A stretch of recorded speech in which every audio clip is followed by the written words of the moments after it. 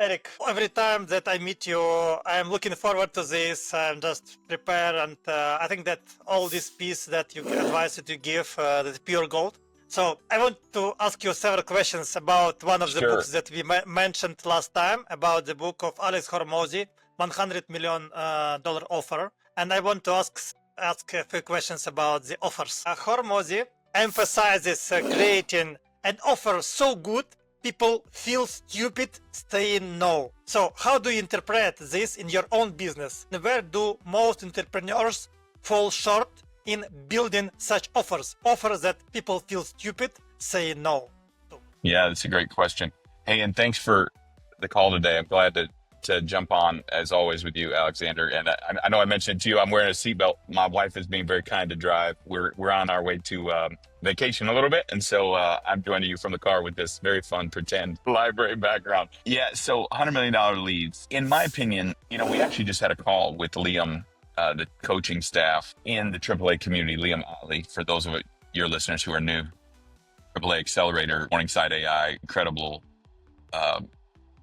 frontiersman in the AI world, obviously leading the charge. And we were having this conversation around this very thing, because while it's important that people come up with an irresistible offer, I believe Hormozi calls it a grand slam offer, the way that you arrive at that is by having a deep insider knowledge of the pain and the obstacles that your client is facing.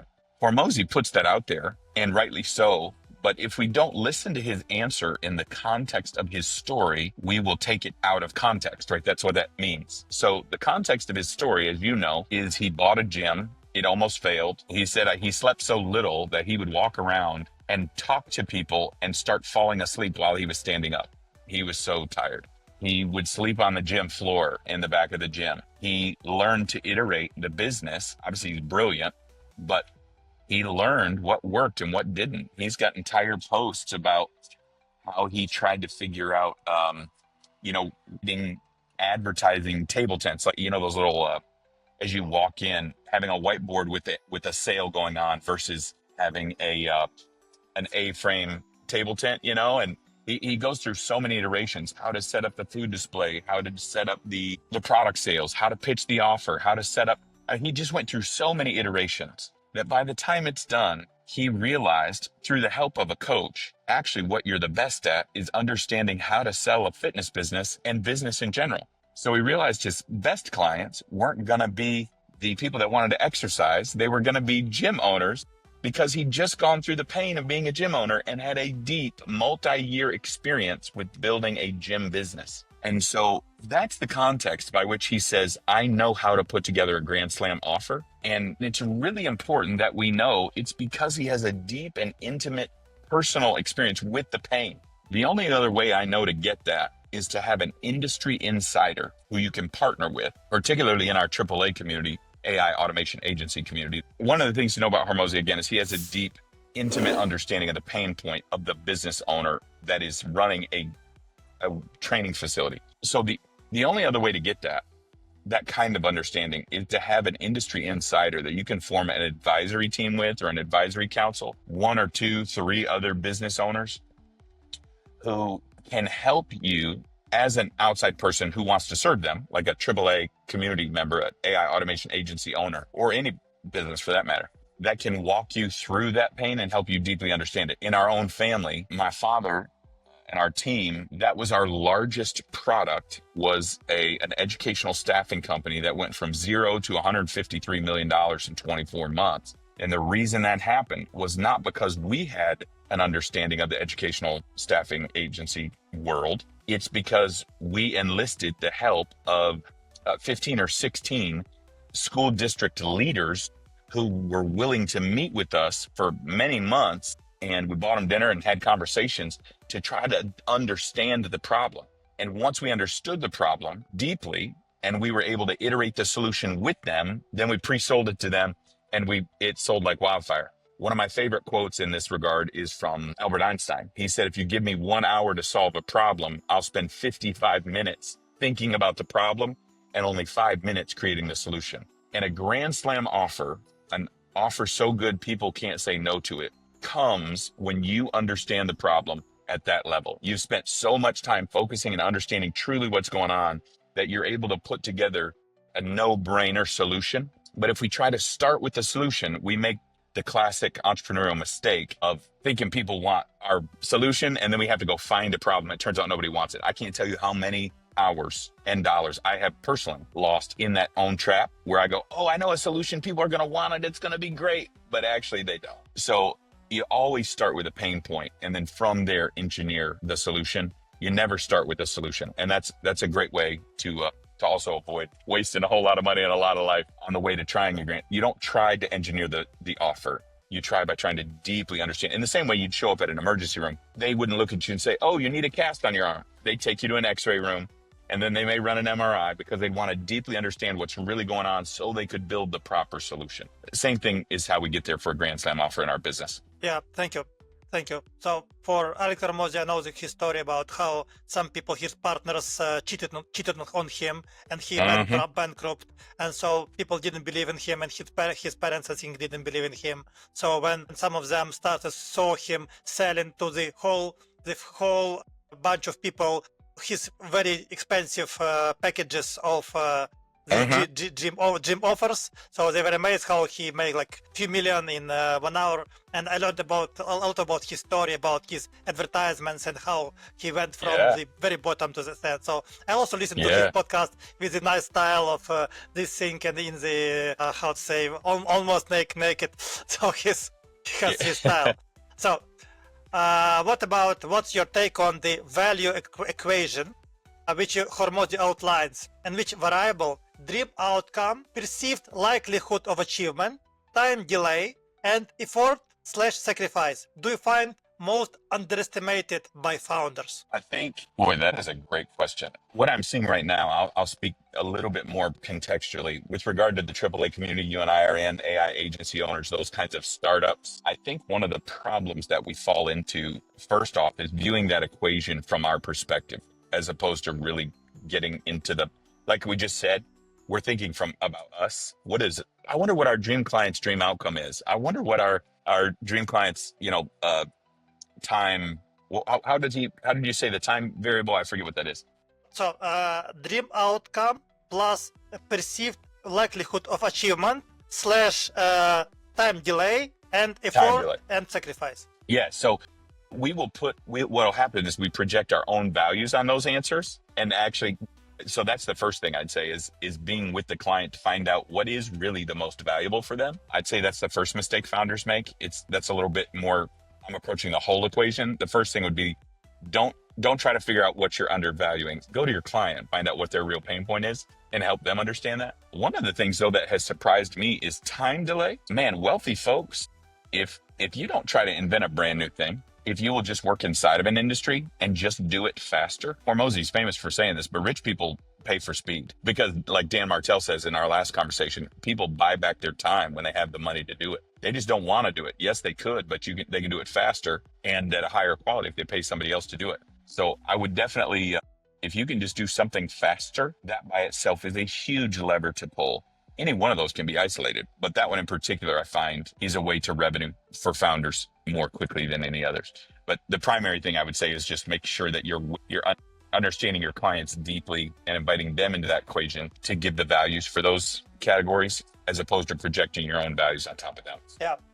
Thank you, Erik. So Hormozi also speaks a lot about time delay for entrepreneurs, so that he puts a lot of work to sharpen the saw, to create income which is delayed long time. And for these people who go to the gym, it's very difficult to persuade them, because in the gym you do all the work for many times and your result is delayed. But for the surgeon who cuts fat from fat people, so he earns like $10,000 per 1 hour because he makes like very quick result. This was an analogy that Hormozi often uses in terms of different solutions and the delay and exercise plus effort plus sacrifice. How do you help your clients and identify and quantify the dream outcome for their target audience in a way that feels both emotional and precise? Yeah.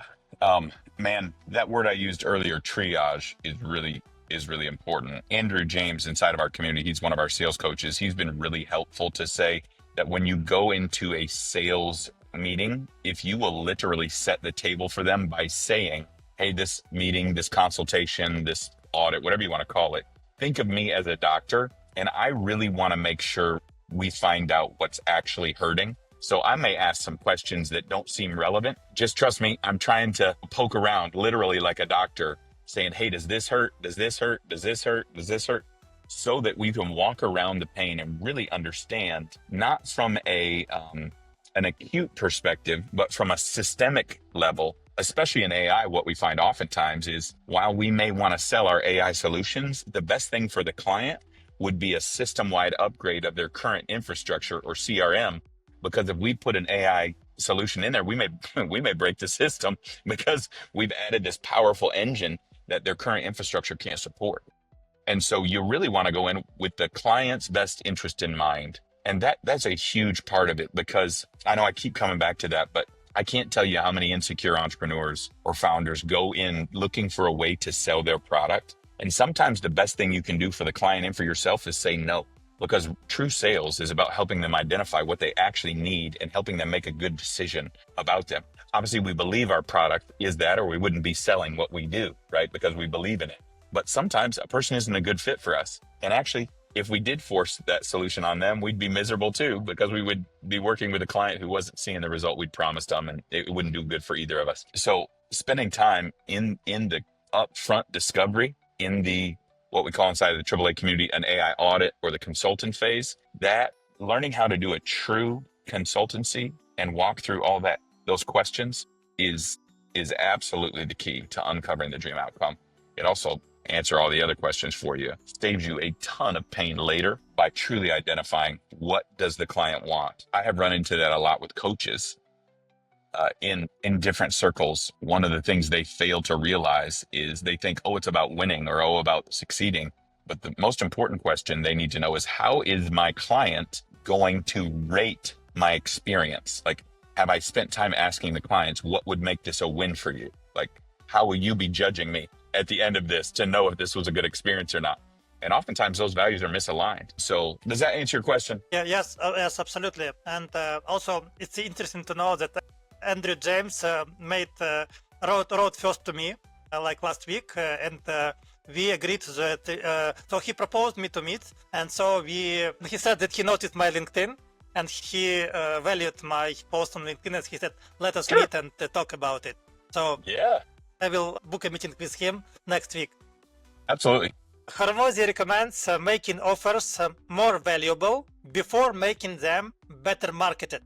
How do you guide your clients to resist the urge to just spend on ads before refining their offers? Yeah, sure. Yeah, the way I encourage them to do that is to realize they're going to waste a whole lot of money.